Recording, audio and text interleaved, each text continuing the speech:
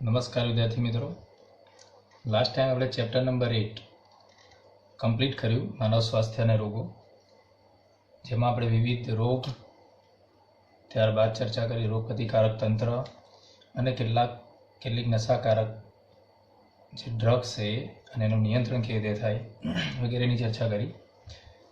આજના લેક્ચરમાં આપણે આ ચેપ્ટરને લગતી કેટલીક એક્સ્ટ્રા ઇન્ફોર્મેશન જોઈશું કે જે ઘણી કોમ્પિટિટિવ એક્ઝામ માટે મહત્ત્વના મુદ્દાઓ છે, એને આપણે આમાં આવરી લઈએ. એવો જ એક સરસ મુદ્દો છે, એ છે એન્ટીબોડી. જે આપણે ચર્ચા કરી હતી કે એન્ટીબોડી એ શું છે, તો એક પ્રકારના પ્રોટીન જ છે કે જે આપણને વિવિધ રોગની સામે શું કરે છે, રક્ષણ આપે છે. આ જે એન્ટીબોડી છે એની રચનામાં આપણે કીધું હતું કે એની નિર્માણની અંદર 2 હેવી અને 2 લાઇટ ચેન હોય છે. ત્યારબાદ એના પ્રકાર આપણે ચર્ચા કર્યા હતા. કયા કયા છે? ઇમ્યુનોગ્લોબ્યુલિન એ, ઇમ્યુનોગ્લોબ્યુલિન ડી, ઈ, જી અને એમ. 5 પ્રકારની એન્ટીબોડી હોય છે શરીરની અંદર. હવે આ જ એન્ટીબોડી આપણે હવે થોડું ડિટેલમાં જોઈએ. તો એન્ટીબોડીના નિર્માણની અંદર આપણે ચર્ચા કરી હતી કે એક એવો ભાગ હતો એન્ટીબોડી પર કે જે એન્ટીજન સાથે જોડાતો હતો. તો એ જે ભાગ છે એન્ટીજન સાથે જોડાતો હતો, જે ભાગ એન્ટીબોડીનો, એને આપણે કહીશું પેરાટોપ. પેરાટોપ. આ મિત્રો આ સમજો કે પેરાટોપ એટલે શું, તો એન્ટીબોડીનો એ ભાગ કે જે એન્ટીજન સાથે જોડાય એને શું કહીશું? પેરાટોપ. એ જ રીતે એન્ટીજનનો એ ભાગ કે જે એન્ટીબોડી સાથે જોડાય એને કહીશું એપિટોપ. લખીએ, એન્ટીજનનો એ ભાગ કે જે કોની સાથે જોડાય છે? એન્ટીબોડીનો જે વેરિએટન જે ભાગ છે એની સાથે, એન્ટીબોડી સાથે જોડાય એના આપણે શું કહીશું? એપિટોપ. તો આ બેઝિક ઇન્ફોર્મેશન થઈ ગઈ. હવે વારાફરતી જોવા જઈએ કે આ એન્ટીબોડીના જે પ્રકાર છે. તો પહેલો જે પ્રકાર છે કયો છે? એન્ટીબોડી એ, જેને આપણે કહીશું ઇમ્યુનોગ્લોબ્યુલિન એ. ઇમ્યુનોગ્લોબ્યુલિન એ તો આ એક પ્રકારનું પ્રોટીન જ છે, પણ આપણા શરીરની અંદર લગભગ 15 થી 20% એન્ટીબોડી કયા પ્રકારની છે? ઇમ્યુનોગ્લોબ્યુલિન એ. અને આ સેકન્ડ મોસ્ટ નંબર છે આનો. હવે આ જે એન્ટીબોડી છે એ ડાયમર સ્વરૂપે હોય છે. કયા સ્વરૂપે? ડાયમર સ્વરૂપે. ડાયમરનો મતલબ શું એ જુઓ. ધારો કે આ એક એન્ટીબોડી છે, તો આ એક એન્ટીબોડીની શું થઈ? Heavy chain, right. આ એની લાઇટ ચેઇન.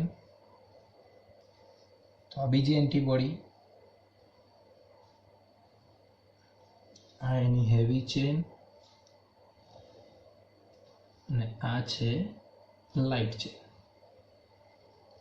રાઈટ. તો આ બે એન્ટીબોડી એકબીજા સાથે જોડાયેલી છે. તો આ જંક્શન વાળો એરિયા થયો, એને કહેવામાં આવે છે જે ચેઇન. શું કહીશું?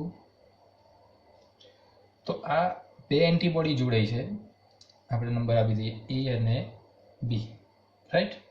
તો બે એન્ટીબોડીનું જોડાણ સ્થાન, જેને આપણે શું કહીએ છીએ? જે ચેઇન. બે એન્ટીબોડીના જોડાવાથી જે રચના બની એને શું કહીશું? ડાયમર. તો હવે જુઓ, આ જે એન્ટીબોડી છે એની પર કેટલા પેરાટોપ છે? 1, 2, 3 અને 4. તો કેટલા પેરાટોપ છે? પેરાટોપની સંખ્યા 4. ઓકે, પ્લસ જે ચેઇન જોવા મળશે. આ જે એન્ટીબોડી છે એ આપણને કઈ રીતે મદદરૂપ થાય? તો શ્વસન સાથે દાખલ થયેલ કારકોનો શું કરે? નાશ કરે છે. નંબર 1. ક્યાં જોવા મળે એન્ટીબોડી? સૌપ્રથમ તો જે આપણે નવસ્તન્ય કહીએ છીએ, જેને આપણે કયા નામથી ઓળખીએ છીએ? કોલોસ્ટ્રમ. શરૂઆતનું જે દૂધનો જે સ્ત્રાવ થાય છે એને આપણે શું કહીએ? નવસ્તન્ય, જેની અંદર ઇમ્યુનોગ્લોબ્યુલિન એ સૌથી વધુ માત્રાની અંદર જોવા મળશે. બીજું, આ એન્ટીબોડી મ્યુકસની અંદર જોવા મળે છે. મ્યુકસમાં આવેલી ઇમ્યુનોગ્લોબ્યુલિન એ છે, એટલા માટે એને આપણે શું કહીશું? સ્ત્રાવી એન્ટીબોડી. શું કહેવાય? સ્ત્રાવી એન્ટીબોડી. એ જ રીતે આ એન્ટીબોડી જે છે એ મળમાં પણ જોવા મળશે. પરિણામે એને શું કહીશું? કોપ્રો એન્ટીબોડી. જે શબ્દ સાથે મળ સાથે સંકળાયેલ જે શબ્દ છે એને કહેવાય કોપરો. તો જ્યાં જ્યાં કોપરો વર્ડ આવે સમજી લેવાનું કે એ શેની સાથે સંકળાયેલો છે? મળ સાથે. તો સ્ત્રાવી એન્ટીબોડી અને બીજું જોયું આપણે કોપરો એન્ટીબોડી. ઓકે, આ જે એન્ટીબોડી છે એ ખાસ કરીને આપણી જે પૂરક તંત્ર જે છે, આપણું જે પૂરક તંત્ર છે એને શું કરે છે? સક્રિય કરે છે. Right, it activates our complementary system. તો આ પ્રકાર થઈ ગયો ઇમ્યુનોગ્લોબ્યુલિન એનો. હવે જોઈએ આપણે બીજો જે પ્રકાર છે એ એન્ટીબોડી. બીજો જે પ્રકાર એ છે ઇમ્યુનોગ્લોબ્યુલિન ડી. Immunoglobulin D. આ જે એન્ટીબોડી છે એ આપણા જે બી કોષો હતા, બી લસિકા કોષો, એના પર આ એન્ટીબોડી એ રિસેપ્ટર્સ સ્વરૂપે હાજર હોય છે. કયા સ્વરૂપે? એન્ટીબોડીની ઉપર મેં તમને ખ્યાલ હોય તો બતાવ્યા હતા. બી લસિકા કોષ અને ટી લસિકા કોષની ઉપર આપણે રિસેપ્ટર જોયા હતા. તો એ રિસેપ્ટર તરીકે કોણ છે? Immunoglobulin D. હવે આ જે એન્ટીબોડી છે એ બી કોષોને અન્ય એન્ટીબોડીના નિર્માણ માટે શું કરે છે? પ્રેરે છે. બી કોષોને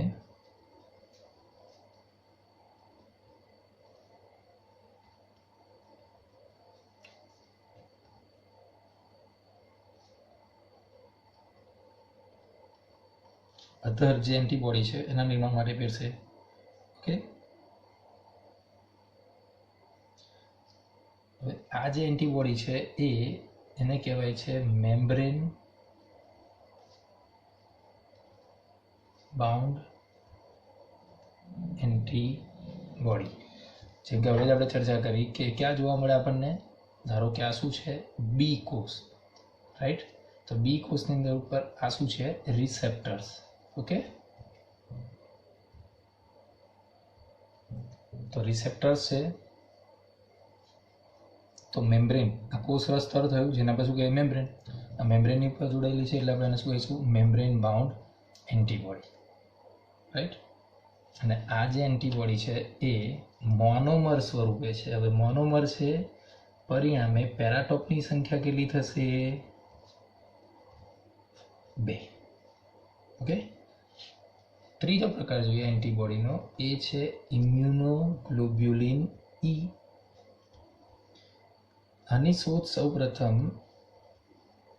it is discovered by scientist ઇશિઝાકા ના દ્વારા કરવામાં આવી છે.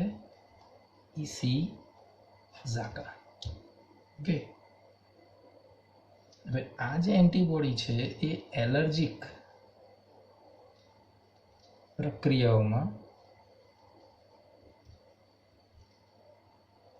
મધ્યસ્થી તરીકે કાર્ય કરે છે. આપણે ઓલરેડી એલર્જીની જ્યારે ચર્ચા કરી તો જોયું કે એની માટે જે જવાબદાર એન્ટીબોડી છે આપણે જે એલર્જીની સામે પ્રતિકાર આપવા માટે એ કઈ હતી? ઇમ્યુનોગ્લોબ્યુલિન ઈ. ત્યારબાદ આપણે ચોથી જોઈએ એ છે ઇમ્યુનોગ્લોબ્યુલિન જી. સૌથી વધુ માત્રામાં જોવા મળતી એન્ટીબોડી છે.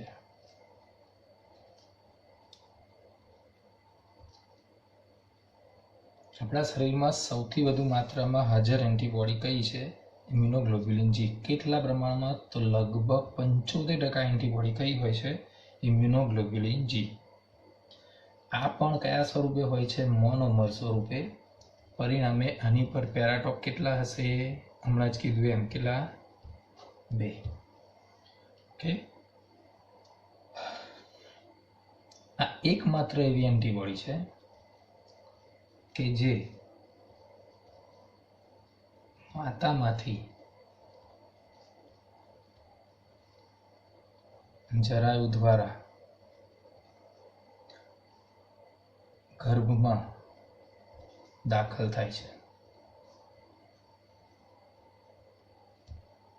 એક જ માત્ર એવું પ્રોટીન છે કે જે માતાના શરીરમાંથી ક્યાં દાખલ થશે? એ ગર્ભની અંદર, શિશુની અંદર. એટલે આ જન્મથી જ જ્યારે બાળક ગર્ભ અવસ્થાની અંદર છે ત્યારે પણ એ શું કરે છે? રોગ પ્રતિકારકતા બક્ષે છે. રાઈટ. હવે આ જે એન્ટીબોડી છે એ તટસ્થીકરણ કારક તરીકે વર્તે. ન્યુટ્રલાઇઝિંગ એજન્ટ. તટસ્થીકરણ કારક તરીકે શું કરે છે? કાર્ય કરે છે. એ જોઈએ કે તટસ્થીકરણ કારક એટલે શું. તો આપણને ખબર છે કે કેટલાક બેક્ટેરિયા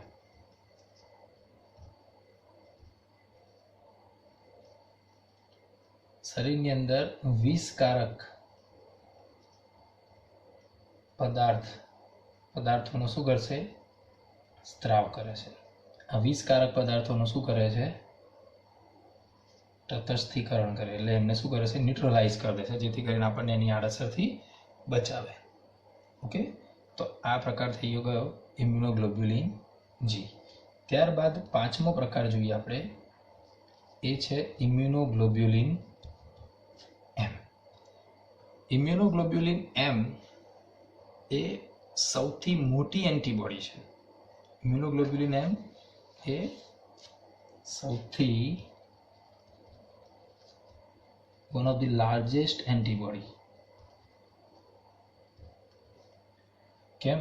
તો આમાં 5 એન્ટીબોડીના 5 મોનોમર શું થાય છે? ભેગા થઈ અને એક એન્ટીબોડી બનાવે છે. એટલે 5 મોનોમર જોડાય છે.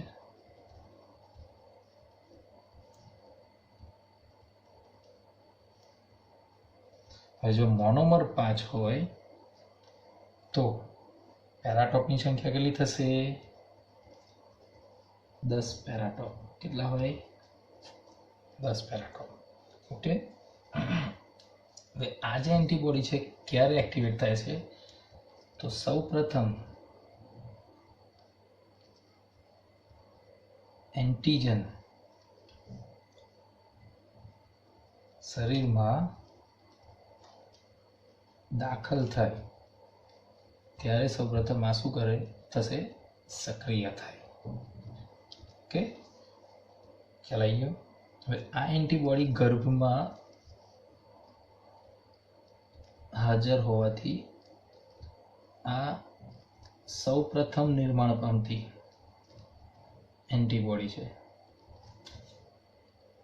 આપણા શરીરમાં સૌપ્રથમ નિર્માણ પામતી એન્ટીબોડી કઈ છે? એ ઇમ્યુનોગ્લોબ્યુલિન એમ. ખ્યાલ આવી ગયો? આ નહીં, આ એન્ટીબોડી માતામાંથી બાળકમાં દાખલ થાય, મતલબ આ બાળકના શરીરમાં નિર્માણ નહીં પામતી, પરંતુ આ શું છે? સૌપ્રથમ ગર્ભીય અવસ્થા દરમિયાન તૈયાર થાય છે. એટલે એને આપણે શું કહીશું? સૌપ્રથમ નિર્માણ પામતી એન્ટીબોડી. ખ્યાલ આવી ગયો? તો આ આપણે જોયા પ્રકાર કયા કયા એન્ટીબોડીના? ઇમ્યુનોગ્લોબ્યુલિન એ, ઇમ્યુનોગ્લોબ્યુલિન ડી, ઈ, જી અને એમ. ઓકે. આવો જ એક બીજો ટોપિક લઈએ સરસ એવો.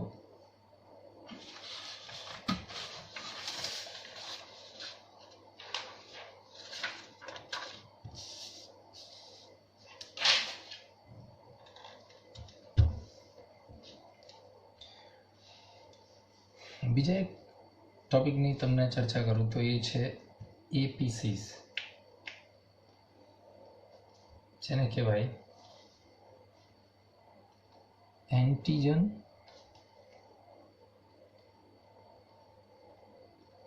Presenting cells.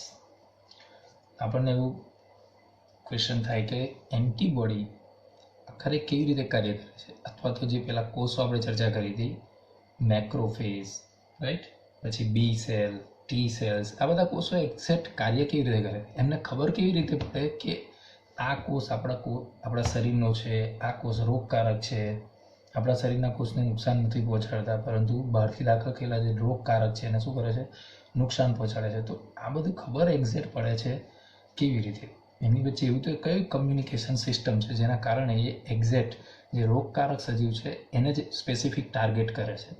તો આપણે એ ચર્ચા કરીએ. એના માટે જે જવાબદાર જે કોષો છે એને શું કહીશું આપણે, એપીસી, મતલબ એન્ટીજન પ્રેઝન્ટિંગ સેલ્સ. એ એન્ટીજન પ્રેઝન્ટિંગ સેલ્સ કયા કયા હોઈ શકે,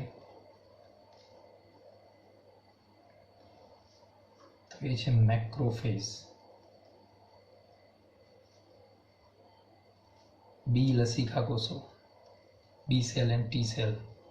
ઓકે, તો જોઈએ કે એન્ટીજન પ્રેઝન્ટિંગ સેલ કેવી રીતે કાર્ય કરે છે.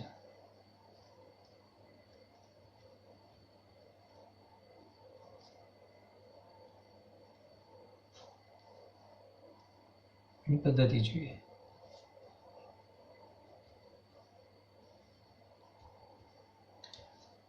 તો સૌપ્રથમ જ્યારે સમજો કે આ કોઈ એન્ટીજન છે, જ્યારે પહેલી વખત આ એન્ટીજન આપણા શરીરમાં શું થાય છે, દાખલ થાય છે. ધારો કે આ શું છે, એન્ટીજન. જ્યારે આ એન્ટીજન આપણા શરીરમાં શું થશે, દાખલ થાય છે, તો સૌપ્રથમ એ આપણા જે મેક્રોફેજ છે, રાઈટ, કે આ છે મેક્રોફેજ.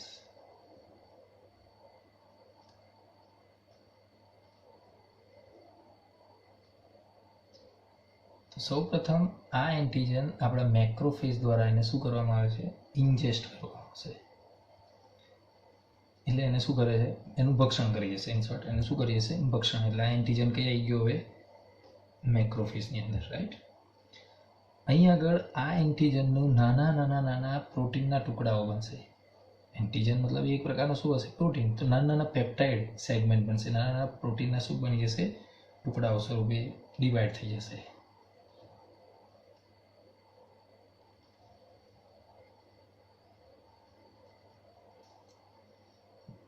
હવે ધારો કે આ શું છે,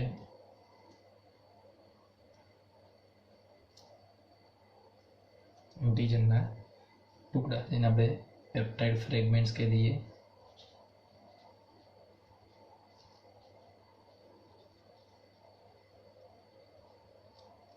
ઓકે, હવે આ મેક્રોફેજની અંદર મેજર હિસ્ટોકમ્પેબિલિટી ફેક્ટર કમ્પોનન્ટ તૈયાર થશે, કોમ્પ્લેક્સ.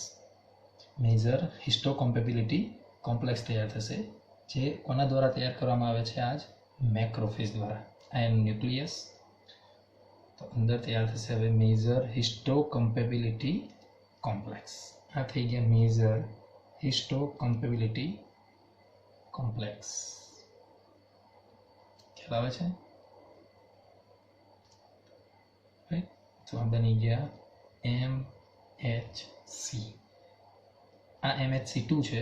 આના પ્રકાર આપણે પછી તમને સમજાવું છું. શું છે MHC નો મતલબ, મેજર હિસ્ટો એટલે પેશી, કોમ્પેટિબિલિટી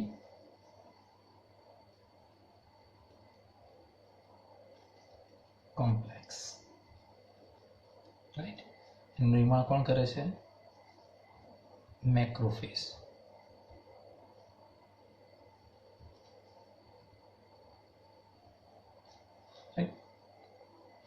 તો આ જે MH કોમ્પ્લેક્સ છે એ શું કરશે, તો આની સાથે એટલે કે પેપ્ટાઇડ ફ્રેગમેન્ટ સાથે શું થશે, જોડાશે. આ પેપ્ટાઇડ ફ્રેગમેન્ટ અહીંયા આગળ બાઇન્ડ થઈ જશે, અને ત્યારબાદ આ MHC એને એટલે એન્ટીજનને કોષની બહાર શું કરે છે, એક્સપોઝ કરે છે.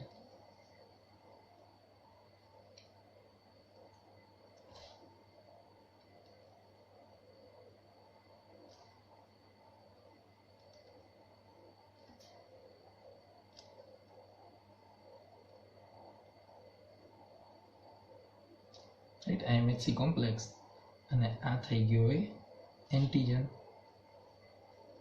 તો એન્ટીજનને શું કરી દીધો, બહાર એક્સપોઝ કરી દીધા. ક્લિયર? કે જેથી કરીને હવે આની ઉપર મદદ કરતા ટી લસિકા કોષો શું કરશે, એક્ટ કરશે.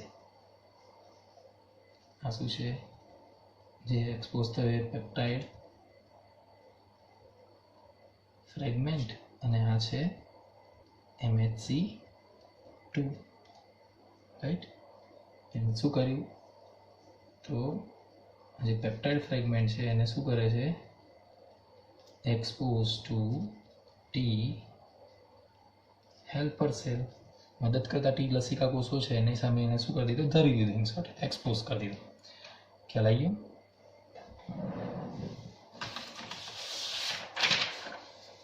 તો આ રીતે શું કરે છે, જે એન્ટીજન છે એ જે ટી મદદ કરતા ટી લસિકા કોષો છે એની સામે એક્સપોઝ થાય. તો હવે જોઈએ આપણે ચર્ચા કરીએ કે MHC ના પ્રકાર.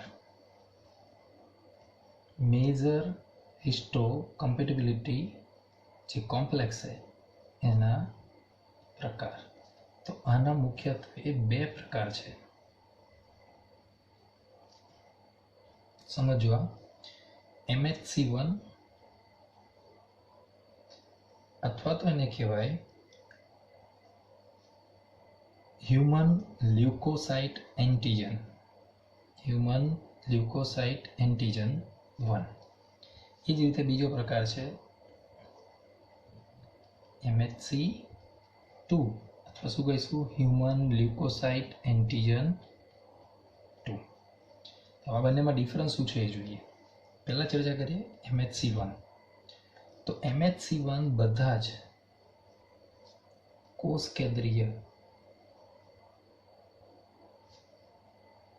જે કોષો છે એની પર હાજર હોય. ઓકે, બધા જ જે કોષ કેન્દ્રીય કોષો છે એની પર તમને જોવા મળશે. અને આ કોષો જે ટી કિલર સેલ કહેવાય, કે ટી કિલર સેલના જે રિસેપ્ટર છે જેને કહેવામાં આવે છે CD8+, ઓકે, એની સાથે આંતરક્રિયા કરે.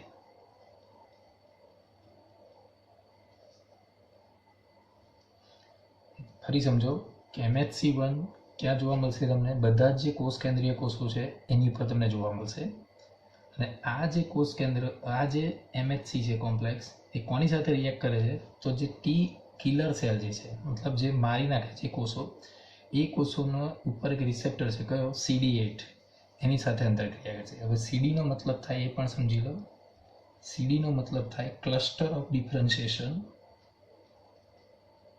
ક્લસ્ટર ઓફ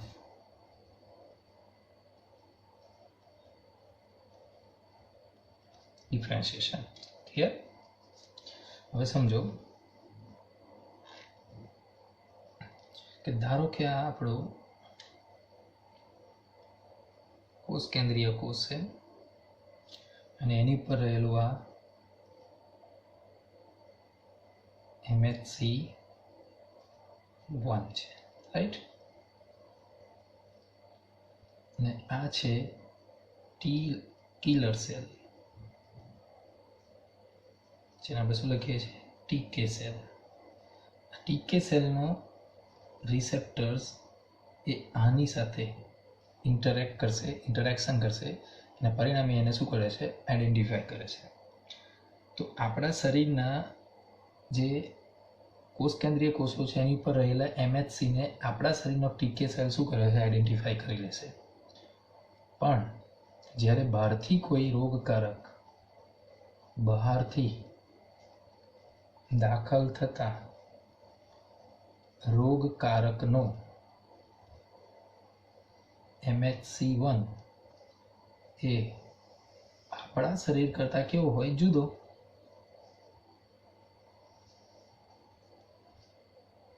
હવે જુદો હોય એટલે શું થશે, ટીકે સેલ્સ, ટીકે જે કોષો છે એ તેને ઓળખી શકતા નથી.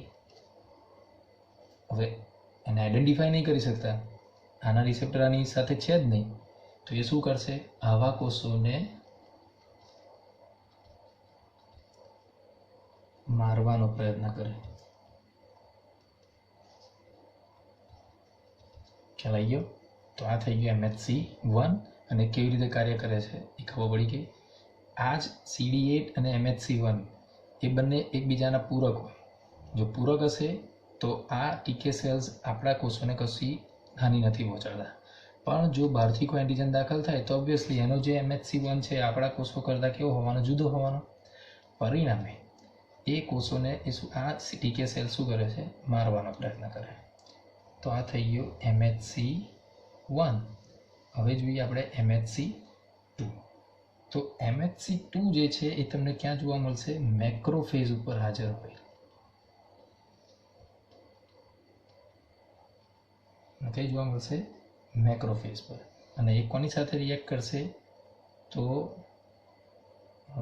મદદ કરતા ટી રસિકા કોષો ના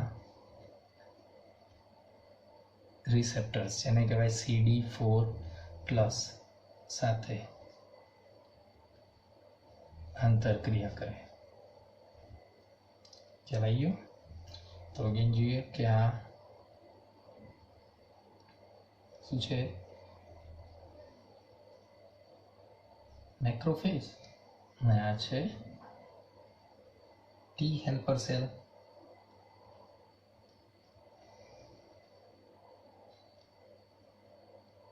આ MHC2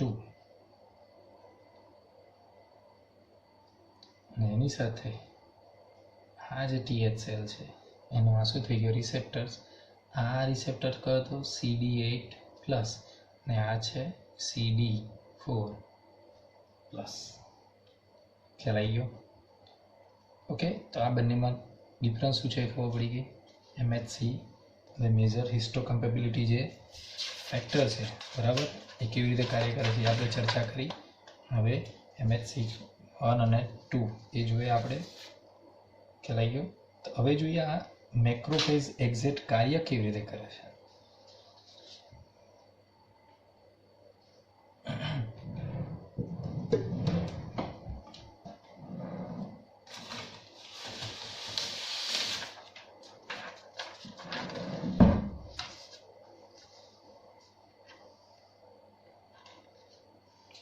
તો આપણે જોયું પહેલાં કે કોઈ પણ એન્ટીજન જ્યારે આપણા શરીરમાં દાખલ થાય તો એ સૌપ્રથમ જે મેક્રોફેજ એમાં દાખલ થાય છે. ત્યાં જઈને એના નાના નાના શું થાય છે? ટુકડા થાય. અને એ ટુકડા સાથે કોણ બાઇન્ડ થશે? MHC2. અને ત્યારબાદ એ MHC2 એ એન્ટીજનને શું કરે છે? એક્સપોઝ કરે છે. રાઈટ? અહીંયા સુધી આપણે ચર્ચા કરી.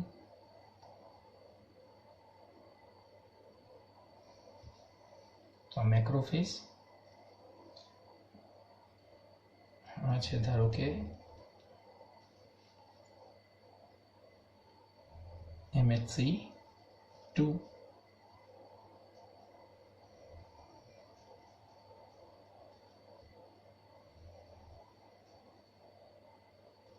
રાઈટ? અને આ થઈ ગયો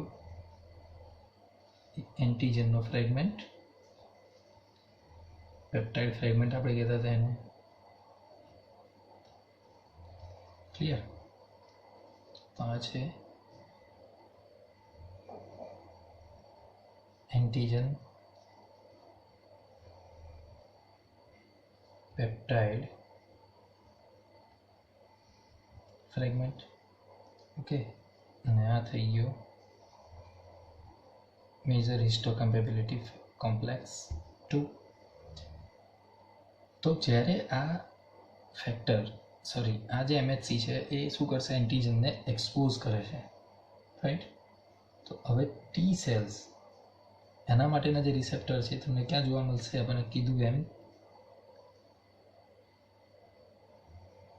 ટી હેલ્પર સેલની ઉપર છે, બરાબર.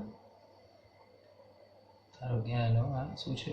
રિસેપ્ટર કયો હતો? તો CD4+. તો આના માટેના રિસેપ્ટર ક્યાં તમને જોવા મળે છે? એ ટી હેલ્પર સેલ પર.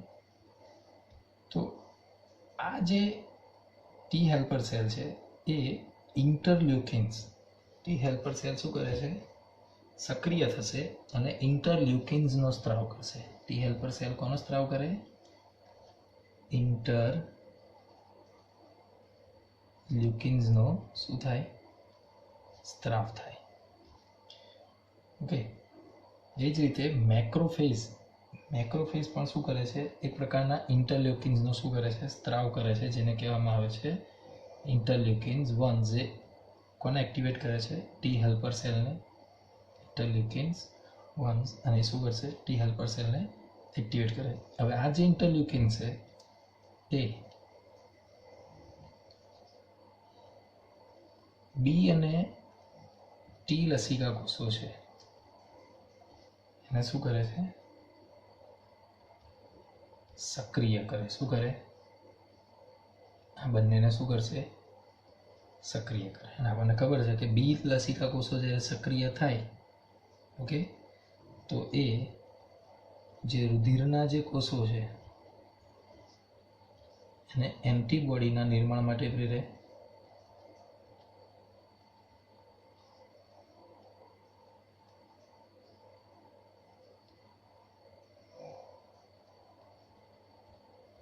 મતલબ એન્ટીબોડીનું નિર્માણ શું થશે? બી લસિકા કોષો કરશે. ટી કોષો એક્ટિવેટ થશે અને એ મારક કોષો કે ટીકે સેલ્સ, પછી એ જ રીતે ટી સપ્રેસર સેલ્સ જેને કહેવાય, ટી સપ્રેસર સેલ્સ, અને એ જ રીતે મેમરી સેલ્સ. કારણ કે આપણને ખબર છે આ બરાબર, આ બધાને શું કરે છે? સક્રિય કરશે. અને આ એન્ટીબોડી નિર્માણમાં શું કરે છે? મદદ કરે છે. ખ્યાલ આવી ગયો? તો આ રીતે આપણું જે એન્ટીજન અને એન્ટીબોડી શું કરે છે? કાર્ય કરે છે. અને આપણા શરીરના કોષોથી જે રોગકારકો છે એને શું કરે છે? આઈડેન્ટિફાઈ કરશે. બરાબર. તો આજના લેક્ચરમાં આપણે જોયું કે એન્ટીબોડીના પ્રકાર અને આપણા જે એપીસી એટલે કે એન્ટીજન પ્રેઝન્ટિંગ જે સેલ છે એ એક્ઝેક્ટ કઈ રીતે કાર્ય કરે છે. ઓકે, ધન્યવાદ.